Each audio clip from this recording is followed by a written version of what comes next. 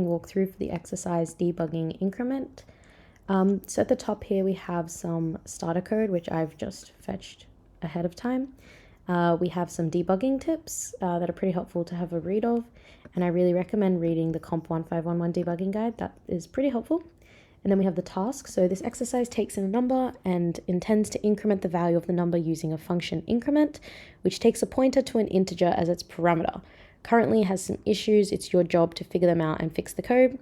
So we can see it prints please enter a number and scans in a number, and then it prints before increment and after increment where 1 has just been added to the number that's scanned in. And at the bottom here we have our style and auto test commands. So let's compile the code and see if there's any immediate issues that arise. Okay, so it seems to compile correctly. So let's see how the code runs right now. So we can see here that the code is not incrementing, so it's not quite doing what we want. So let's have a look at the spec. It has a hint in there which is going to help us out. And it says it takes a function increment which takes a pointer to an integer as its parameter. Right now we can see we're just giving it a normal integer, meaning that when we're not using pointers. So this function here, the increment function, is going to have its own copy of the pointer variable in its stack frame, because we're not using pointers yet. We have no pointer syntax going on. So to do that, we can see here on line 9 that this pointer is actually just a normal integer because we haven't declared it correctly using the asterisk and given it the point in memory where the variable num exists. So we'll do that by adding an ampersand. So let's recompile and see. Oh, that's not to compile. Let's recompile and see if there's any errors now.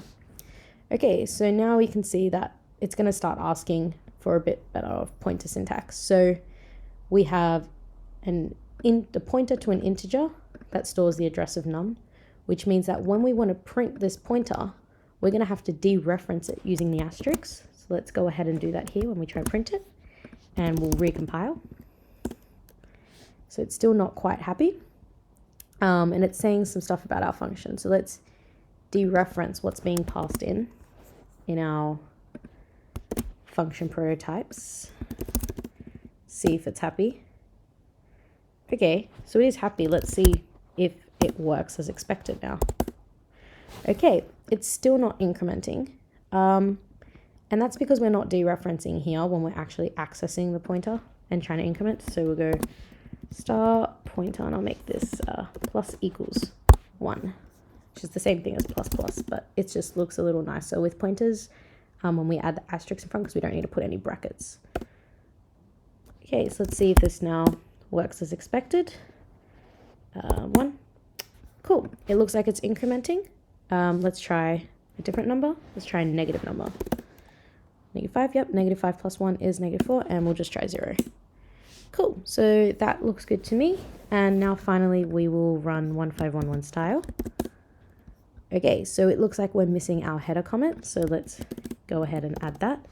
So this is debug increment.c. This program increments an integer using pointers. Let's delete this empty line here. And we'll add our name and ZID. So written by Sophia. Z5018801. July of 2023. And now let's rerun style. Looks like that's passing. And let's have a look at the auto tests and make sure those all pass.